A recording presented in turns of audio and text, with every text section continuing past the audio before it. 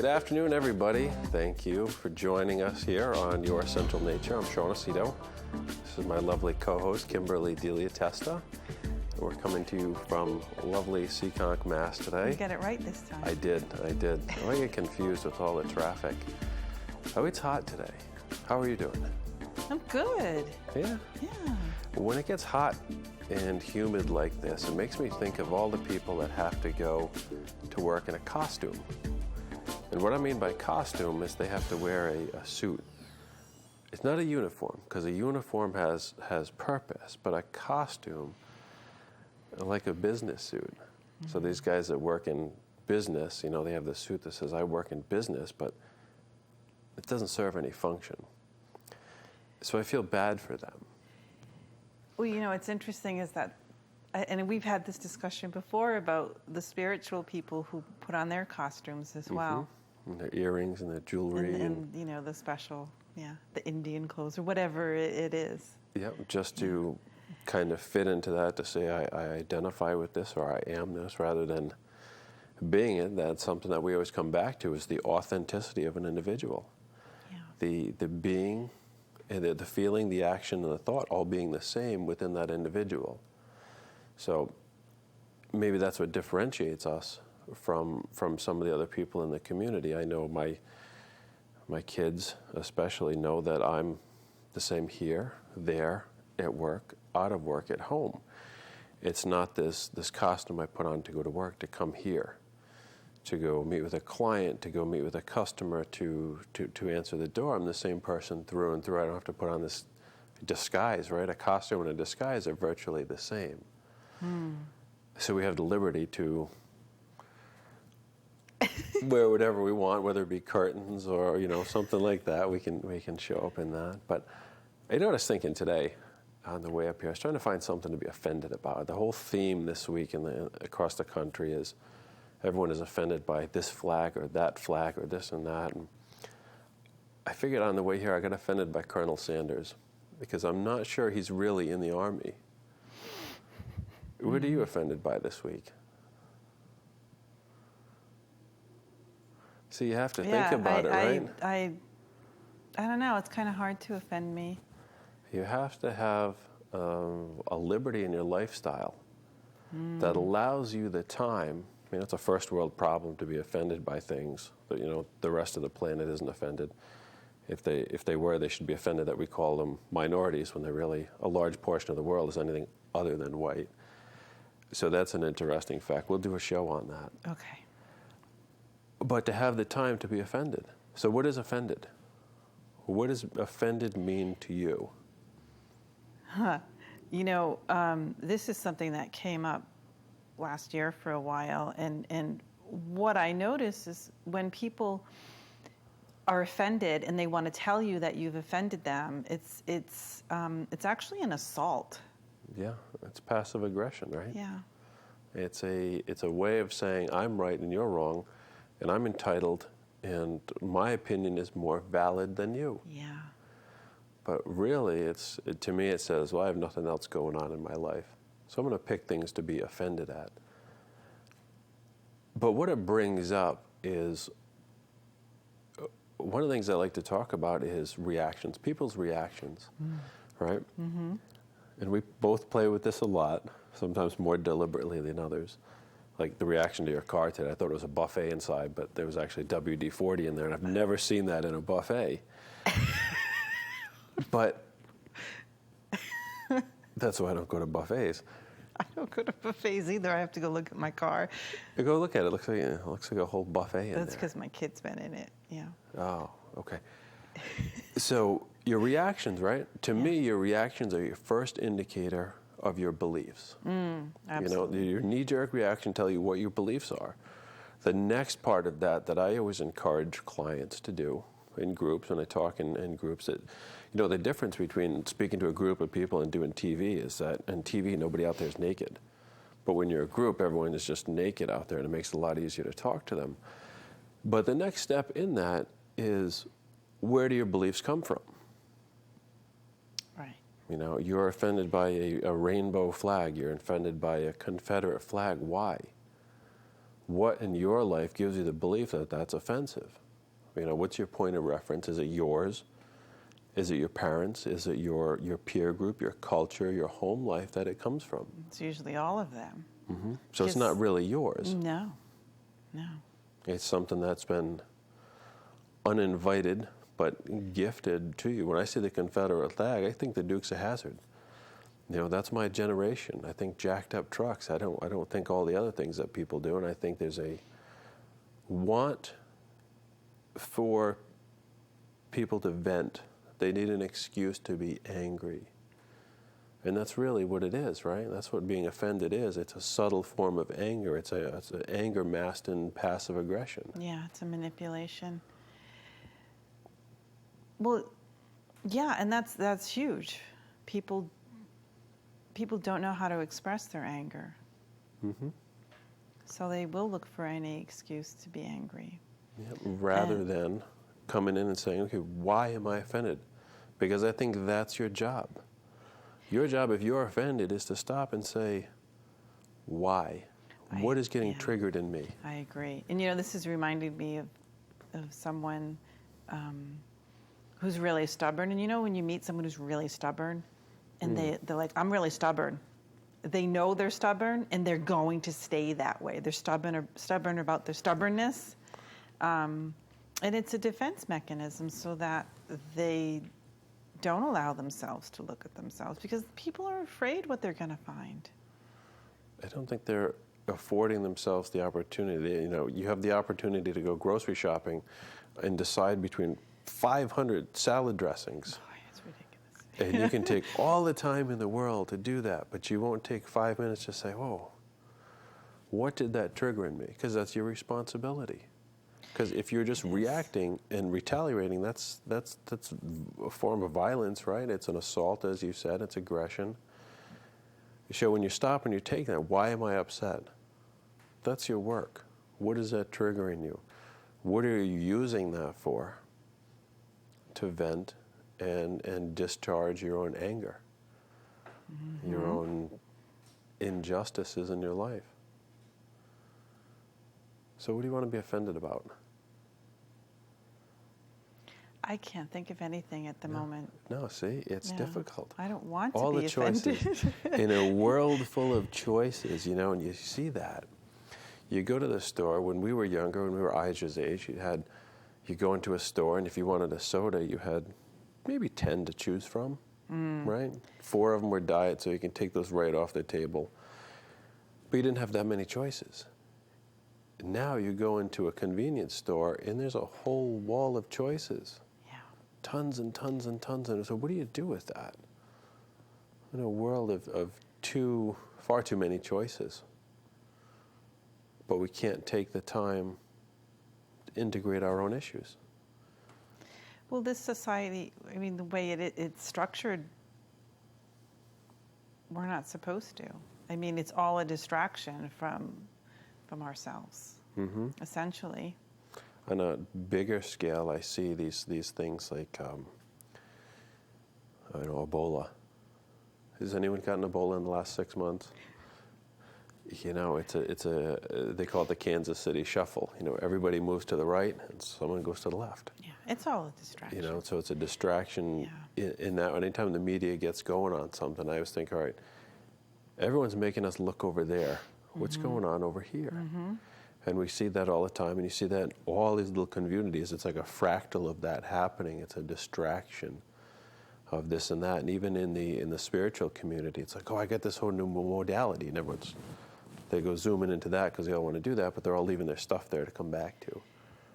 Well, because people feel unfulfilled and they don't feel whole. And so they're always looking for that next thing that's going to make them feel whole or give them that identity that they think they need. Well, where are they looking? They're looking outside. Yeah, they're not looking inside. Right, so the work is always within before anything else. Yeah. And I've used the term before that Laura says is a spiritual bypassing. It's a way of saying, I'm going to go do this, and I'm going to bypass all my own stuff and ignore it, and I'm just going to pretend to help everybody else. And I think a lot of ways it's very disingenuous. If you can't sit with your own stuff, you shouldn't be sitting with anyone else's stuff. I mean, I'm okay with people doing it at the same time, as long as they're maintaining their own progress and not saying, "I'm done. I figured it all out. I'm moving." Right. You know, I'm a master now. I have a little degree and a little plaque and what have you. I see a lot of that. Yeah, I did. Yeah, the work, it just continues, and it's a process. And you know, I've had a lot of people who've come to me and wanted to mentor with me, and it's kind of weird. But you know, and they're like, "Well, what can I do to do what you do?" And I'm like, just do the work on yourself. That's the most important thing, and that's how I started. Because how can you help others if you can't help yourself? If you don't know yourself? I asked Aaron Singleton once, who's just amazing. You know, he's been doing this for 30 years. How do you do it? He said, you work on your own stuff. Mm-hmm. Always. That's where you start. You got to clear your own stuff. And he told a story about working with a client, and he was doing some hands-on stuff, and he was working on his hand, and she was talking, and it was bringing up stuff for him, and when she wasn't looking, he was wiping tears. He was wiping tears away because it was bringing up for him.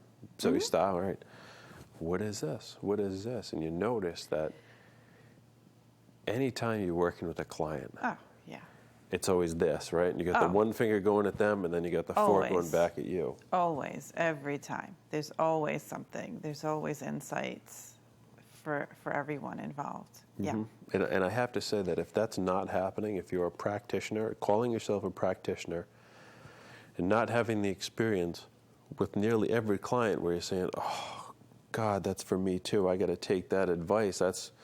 I'm not talking to them. I'm talking to me. Then you're missing the point. You're significantly missing an opportunity for you to heal and grow. Yeah, but you know, people get into this line of work for different reasons as well. Sure. You know, so it depends on where they want to go with it, where they want to take it. Because some people are just doing it like a hobby. Yeah, a lot of people just do it as a hobby. Like a holly hobby? Did you play with holly hobby when you were a girl? I don't think I did. No? No. I played out in the woods. Do they have woods anymore? Yeah, there's still woods. I'll have to ask the audience sometime. Do you guys like go outside of the house? I mean, my kids I'm guilty of it too. They, spend a lot of time indoors. But part of it comes from the parenting, the fear. The fear, oh no, they'll be out of sight. They're going to get kidnapped and taken away. And, you find yourself doing that more and more. Well, I don't. And, I don't teach. Well, they'll bring him back, that's why. I don't teach my son stranger danger, And it's interesting because he has one friend that lives right near some woods. And his friend is so afraid he won't walk like one house away. He's a 10-year-old boy, and he's petrified that someone's going to steal him. Who's that come from? Well, that comes from his parents, who are, yeah. It's like in every community. I hate to put it like this, but like how often did that happen? But it's a pervasive fear, I think, among parents. Yeah, I mean, I as a young girl, I was almost picked up a couple times. Men tried to get me into their vans when I was in elementary school. So, I mean, I know that this stuff does happen. Yeah. But do we need to go around in that fear constantly? No, we teach our children to be able to trust their own intuition and judgment. Yeah. If it doesn't feel good, if it's not comfortable, then you can't go. Yeah. So speaking of fear, I almost gave myself 6 fingers. I almost sliced it down that way. I'd love to show everybody. It's really gross. It's gross. But one of the things I had to fight with was everyone else's fear. You need to go to the hospital. You need to get stitches. You need to take this. You need to do that. And it started to creep in. Yep. So, maybe I should go. Maybe I should do this. And I said, you know what? If I can't heal myself Who can I heal? And if I go to the hospital, one, I'm super squeamish, so I didn't want to go and get stitches and have like 60 holes in my fingers. That just freaks me out. I'd rather take my chances. But if I went, I would be going out of fear that something bad might happen, and I can't enter into that. But how much that fear triggered everybody else. And basically what they're saying is, don't trust your immune system. Your body cannot heal itself. There's no way that you can make that better. I was watching that happen on Facebook. I knew that, I knew exactly what was going to happen. You put up that gross picture of your chopped up fingers. Gross. It's so and, gross. it does open everyone's fears up and, their belief systems. So I'd love to show this, but it'll take too long. It's but gross. It's almost fully sealed up. Yeah. My body has done its job. I didn't take antibiotics. I didn't put a ton of stuff on there. I allowed my body to do what it does. Because I figure the body, depends on where you believe. Some people think it's, 450,000 years we've been in this way, some millions or whatever. Right? However long it is, it's longer than my lifetime, and it's longer than modern medicine. So my body has within it the wisdom and the wherewithal to heal itself. And over the last 150 years, in the advent of this modern medicine, that's all been thrown away and forgotten. And now you're trained by your TV, your little box of light there, that you need all this stuff outside of you. I show this to people; they can't believe how far it's come in less than a week. So that's a message, I think, for everybody, is that your body knows what to do. That's what pain is for. I didn't take any pain meds.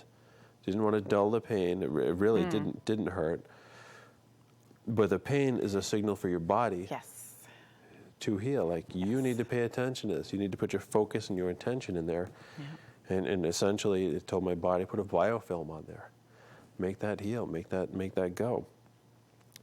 So one of the things that I wanted to add to the show, because we like to challenge people's ideas, right? We like to call in a couple of things, and is add the rubber chicken segment, right? And in the rubber chicken segment, I want to be things that I brought the tag on this. Okay, it's a squawking chicken, but it's a choking hazard. I mean, who chokes on a chicken? I mean, have you ever heard of such a thing? But bring up some very basic things that we take for granted that we don't really have an understanding of. Today I want to start with gravity. You are all over the place today. Imagine what goes on in my head. It's like an intersection in Shanghai. But before you do that, I want to say one thing, that about the physical pain, it's also the emotional pain, to pay attention to that, because that has something to tell us as well. Always. And you can't bypass it by going being a master in some kind of other thing. You got to sit with that and pay attention to it. But back to me. Gravity, right? If you ask anybody what is gravity, as far as they're going to get it, it's a force. It's a mysterious force. It's an unexplainable force. It's a basic foundation of our world, of our reality, our collective consciousness. Acknowledge that gravity is there, but nobody knows what it is. So when you walk out the door today, ask yourself, if I don't know what gravity is, what else don't I know? What more in the world is full of possibility of stuff for me to find out? Do you know what gravity is? Could you give it a definition? It's funny because I'm being shown something, but I don't know if I can put it into words. But it does have to do with the centrifugal force of the spinning planet. That's what my guides are showing me right now. But I'm also being shown that it is about a belief, and it is something that we sign up for these laws when we enter into these bodies and come onto this planet. So collectively, we all sort of sign into, like, I believe in gravity, and I believe in this, and I believe in chickens as choking hazards. In rubber chickens? Yeah. Yeah. I watched a baby this weekend. He loved it. He actually did. He put his mouth right on it. It was funny. So there you go. Yeah, so it's possible. But, our kids are in school, and they're being taught about gravity. But nobody really has an accurate definition or description of what that is, other than calling it a mysterious force. We supposedly know how the planets move and everything else, but that's something we don't have an accurate definition of. Yeah. So ponder that, if you will. So again, we look forward to everyone's feedback. We want to get those emails, youressentialnature@gmail.com. We want the feedback. We want to know what you think about when you're stuck in traffic, when you're driving, the random miscellaneous thoughts that we all have. They always, if you follow them down the rabbit hole, they always open up an interesting dialogue, a discussion, and bring more awareness in for everybody, no matter how wacky it is. Because it's fun. You get to the root of it and you say, oh, okay, kind of makes sense. And you get a little bit of foothold in your experience. What do you think? I'm just looking at you. So I had to shave. Yeah. My kids call me eating food out of my beard. And I didn't think anything of it because I spill, always spilling on myself. I was dropping something. There's like something that fell over here in my beard, and I was eating it. And they just sat there and stared at me. The boys, like, did we really just see that happen? Yeah, sorry. So So you shaved. I had to shave. Plus, I look like a year younger. 6 months. At least 6 months. So is there anything you want to say to our studio audience before we close? No, I really would like feedback as well. Some topics, some questions, to have some more interaction with our audience. Yeah, especially while we have time. But once we get big and we have commercials, this show is going to be cut down to like 15 minutes. So take the time now to get into this stuff. Yeah, I'm just here. I'm just showing up for whatever arises, rubber chickens and all. So again, thanks for joining us. We'll see you next time. Take care. Did you drink coffee?